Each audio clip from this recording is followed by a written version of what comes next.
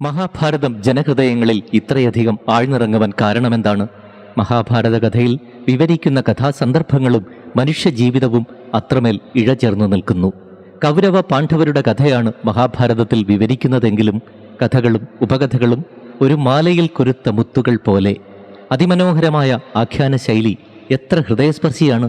മഹാഭാരത കഥയിലെ കഥാപാത്രങ്ങളുടെ ജീവിതത്തിലൂടെ നാം മനസ്സുകൊണ്ട് സഞ്ചരിക്കുമ്പോൾ ഇപ്പോൾ നമ്മുടെ മുൻപിൽ ജീവിച്ചിരിക്കുന്ന അല്ലെങ്കിൽ നമ്മുടെ തന്നെ പ്രതിബിംബങ്ങളല്ലേ എന്ന് അത്ഭുതത്തോടെ നാം ചിന്തിച്ചു പോകുന്ന കഥാകഥന ശൈലി അനേകം നൂറ്റാണ്ടുകളായി ഭാരതീയ ജീവിതത്തെ ഇത്രയും സ്വാധീനിച്ചു പോരുന്ന മറ്റൊരു കൃതി മഹാഭാരതമല്ലാതെ മറ്റൊന്നുമല്ല.